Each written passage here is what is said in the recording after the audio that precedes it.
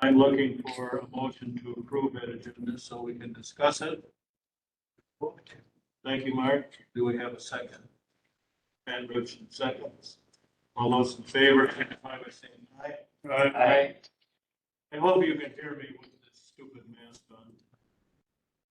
If you can, I'll take it off. Pretty loud. Approval of the minutes of the August 19th Penning Valley Subcommittee meeting. Did you look at those and do you have any corrections, additions, or if not, I'm going to declare those approved as published. Brings us to our public comment section. I've had a request from Tom Rislow to speak. I don't know if we have anyone else here who wants to. Lane, you may speak. Limit you to 2 minutes, please. Go ahead. Want me to go first? No, Tom, We're best to speak for them. wherever you think we can hear you. I need 2.5 minutes if I have 2.5. Yes, you can take a half minute from Elaine. Thank you, Chairman Brewer, for this opportunity to speak. And thank you all of you for your service to Richland County. My name is Tom Rislow. I live between Cashton and Sparta. I was Pine Valley's administrator from April of 2018 to January of 24, which is almost 6 years. Because of the quality of the people I worked with and met here, my years here were the most satisfying of my 41 years of nursing home administration. I made the 1-hour drive here tonight to give attention to how your county leaders treated one of Pine Valley's oldest housekeepers and to share my observation and opinion regarding Administrator Pesh. Housekeeper Wanda Fry, 63 or 64 years old, went into a meeting on September 4th, assuming it was going to be about a topic she had wanted to discuss. Instead, she was met by her boss and the Pine Valley administrator, the county HR person, the county corporate counsel. Yes, 4 heavyweights against 1 lone elderly housekeeper, and they presented her with a discharge notice. Yes, a wonderful employee of 11 years with an impeccable work record and no previous disciplinary notices, whose husband is home, unable to work, and is battling cancer, was given a discharge notice. This is over a couple of matters which, in my opinion, could have easily been handled with a simple sit-down, open discussion. This decision to discharge in the letter came from county leadership. It was cruel and it was heartless. Only weak leaders do such things. Earlier this year, 4 different Pine Valley supervisors resigned: Steve Alexander, Angie Alexander, Chris Carlin, Jamie Ludwig. Folks, this doesn't just happen. Nursing homes don't lose 4 supervisors just like that. This should have been seen by you as a 5-alarm fire at the time, a combined over 100 years of commitment, quality out the door, never to come back. It is my opinion that these 4 supervisors would have stayed had they had any trust in Administrator Pesh and corporate counsel to support them, but there wasn't such trust. Administrator Pesh has a big job, one which I wouldn't want. She probably performs part of it in a satisfactory manner. However, when it comes to human resources, people management, critical role of leadership and exercising judgment, she is seriously flawed. And this is causing great harm to the county. She has created a work culture, in my opinion, where employees feel they need to keep their heads down, their mouths shut, do as they're told, no dissension allowed. Therefore, it's my humble opinion, and it gives me no joy to say this, that my opinion is that Administrator Pesh should be removed from her position. And by the way, you can now add Therese Decker to the long list of Pine Valley supervisors who have given notice to leave. Thank you for your time. Elaine? Our county employees do not trust the county board. I totally understand now why we as board members kept being told nobody was fired at Pine Valley. This is how Candace and Mr. Wendell do it. The employee is called into a meeting. The employee is handed a paper with first disciplinary warning, second warning, and then it says you're terminated, and it's effective immediately, and your benefits end at the end of the month. This employee is working 2 jobs, and husband is receiving chemotherapy. This employee is trying to process this while there's an attorney, an HR person, supervisor, and administrator in the room. This employee has never been disciplined before has been employed for 11 years and has received wonderful performance evaluations. This employee was given the option to resign. She did so. This employee had no choice but to choose resignation because she would have to look for work immediately, and it doesn't look good if you've been fired on a job application. Why are we allowing this to happen to our county employees? I cannot continue to serve the county on the county board. I cannot continue to serve the community on the county board if this is going to be tolerated. I no longer can work with our county administrator or corporate counsel.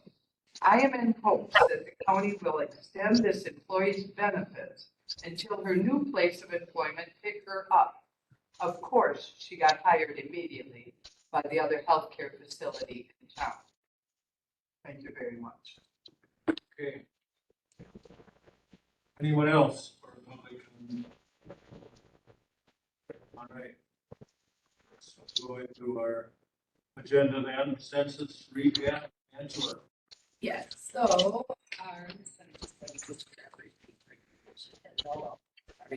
so we are up one for the month of August. We're at 60. Today we're actually at 63 in the hospital. We have 6 good referrals. We are 6 referrals from the local hospital. So hoping to get a couple of them in here by the end of the week.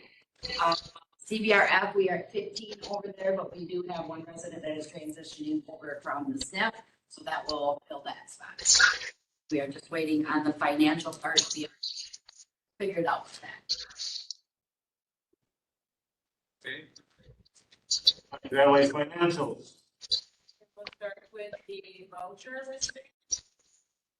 So the first page, the cover page for audit shows their cash receipts at $787,783.85. We talked about it last month, so as expected, we have a high payroll twice a year. We have 3 payrolls and it hit audit. So those 3 payrolls, $782,704.98. We had employee sign-on bonuses of $4,500, vouchers of $92,663. So our cash variance for the month of August was a negative $203,100. We'll review the highlighted a few of the vouchers and welcome questions. Number on the first page, 10995. Let's take a look at the credit card. There's been some CBR training done by our nurse, Jessie, and the PCWs. That's done in house, $355, and 5 vanity lights, $607, and then some miscellaneous in there as well. Also on that page, I'd like to point out check number 11009 for Johnson & Bog. It should be our final bill for the audit for 2023 audit of $7,080. Was there any questions on that first page? Something is lined out up there. Right? Yeah, so if there's any identifying information, Oh, okay. Gotcha. we black that out. Yes. Redacted. Yes. So that's all that is, and a good question. Second page, you're going to see where it's blacked out. That was just an employee receiving an LPN scholarship at the bottom, but just I thought well, and that is based on the hours they work. All that scholarship is handled now. Back like over half a year, and they get $1 for every hour they work. So that is a investment. If there is anything else on, I'll go to page 3. But again, I welcome question. Oh, excuse me. I see Bailey's hand there. Leads to a question. Then we do mostly our own paintings. That's right here, and you can answer that.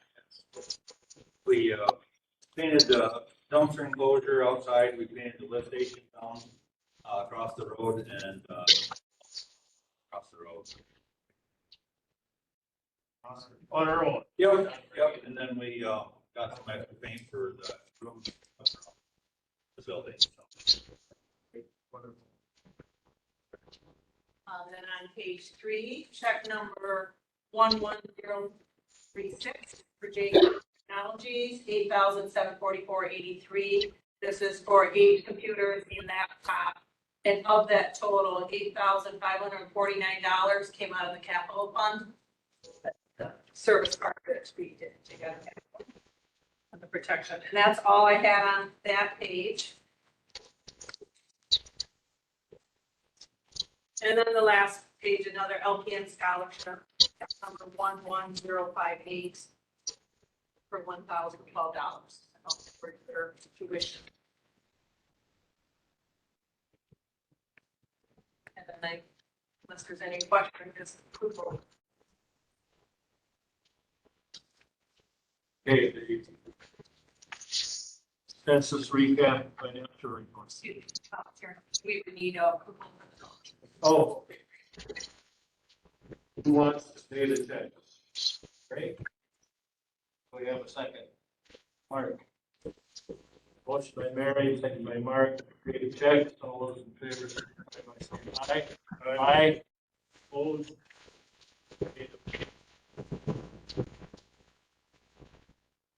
Pine Valley census recap financial report. Apologize, we had the census recap on here twice, but we'll take a look at the financial report, financial statements. Cover sheet shows our average census of 60. 9 of those were Medicare admissions, 16 full on the CBRF side. We take a look at the balance sheets, page 1, 3. We always take a look at that operating cash. I would like to point out this month, you'll notice that it is much increased, but one of the things we had the direction to do was to, we're going to have $725,000 for the 2025 budget get transferred over. So we'll put that in debt service fund. It's on the second page. You'll see we have that account. We haven't had any money in there yet this year, but that money is set aside for January of 2025. So we took that out of our operating cash. Oh, I'm sorry, let me get the right place here. So, yeah, you can see, we look at that account 10010, we have 2,207,701 in there. We took a hit with the third payroll, and then we transferred out on this, took out 725,000. You'll see it here in the debt service fund for 2025. And so that's even at that 2 million, 2.2 million, that is about 2.5 months of operating expenses, depreciation in that amount. So we have 850,925 for operating expenses. Around 2.5 months. Any questions, committee? Do you understand all that? Yeah, yes, you. That's all. And then we go to the, Wait. Okay. Go ahead. we take a look at the statement of operations. So when you look at the revenue off to the left column, we're actually, this month for book revenue, we are at a budget. $1,344. The reason for that is we received our Medicaid interim rates and it got booked in August. We got a nice increase, over $30 a day. That is scheduled increase up. It is, but it's an interim rate, and the gentleman, Brian Shanek, does our cost report, and we've had conversations, and he did his own rate calculations, and he's saying that it's too high. We're maxed out on the property allowance, and he said that the state, DHS, has an 11.77 cents too high. This is typical. They come out with their interim rates, and once all the cost reports are done, we'll get our final rate. Is that has to be They will recoup it, but the good news is we still got a $20-some rate increase, which is more than what was budgeted with the interim rates. And I do trust Brian's rates. And so while our cash didn't reflect this, it is book revenue. And then we got the 37,000 more in September for July. We'll also, going forward, get that higher rate. So it came at a good time, and again, a little bit more than what is going to be the final rate, but we'll certainly take it and more than budgeted. Then we take a look at the operating expenses and the accrual work in our favor for payroll. We had 5 days. And 18 days came off in 5 days in August. And the counting is over for the month of that audit. Year to date was fine. Assisted living, again, fine for the month. But year to date was the contracted staff, which I believe, Angie, we're almost done with, right? Assisted living. And then you'll see the non-operating expense for the bottom, account 76000. And that is $124,088. That's the interest payment on the loan. That's for September. So year to date, the interest payments were $461,200. So all said and done, down at the bottom, add back in our depreciation, the non-operating expense. We add back in the interest payments because that's not operational. That's the levy.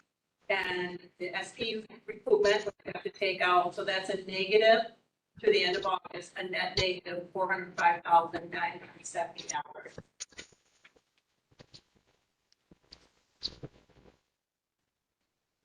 And that's the report. Thank you. Questions? All right, administrators report, staffing. I apologize. The AR trend report, I just briefly want to hit that. All right. So I have the month of August highlighted. Our goal is to be under 40 days of uncollected revenue, and we are under 30, which is great.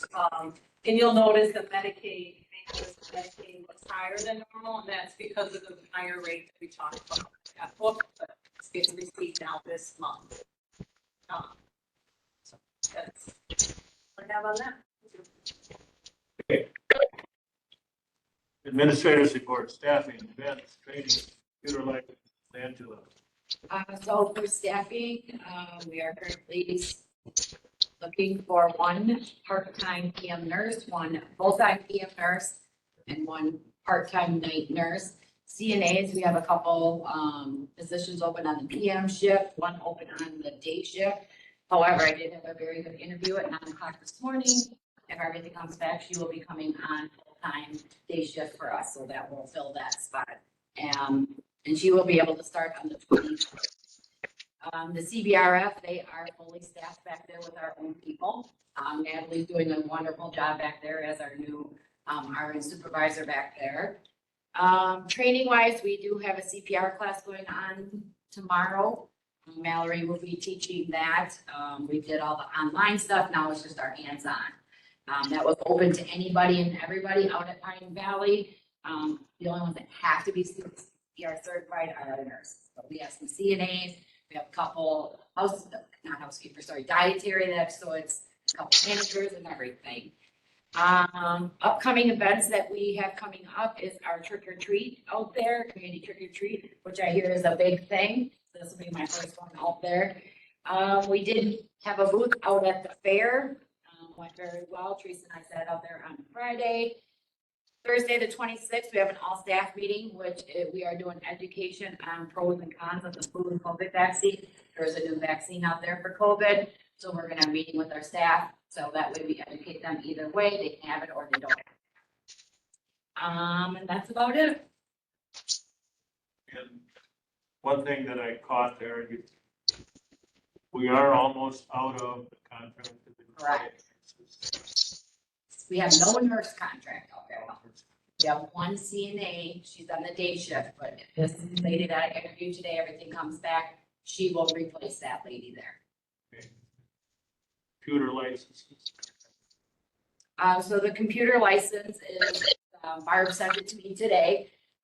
Just to be able to take it to the executive and finance committee next month to have approval, from you guys that I can take it to the next step. Okay. And then our matrix update will go to county board tomorrow. If that is all good and we get approval for that, then they will start implementing hopefully within the next week or so. So we can be on track before we lose our AHT. And what is our count right now? Are we over 60? We are at 63 this morning. Yeah. We have good referrals coming in, so. We've been at 63 for the last couple weeks up there, so. All right. Okay, brings us to the next thing on our agenda, closed session. So in the closed session, I want the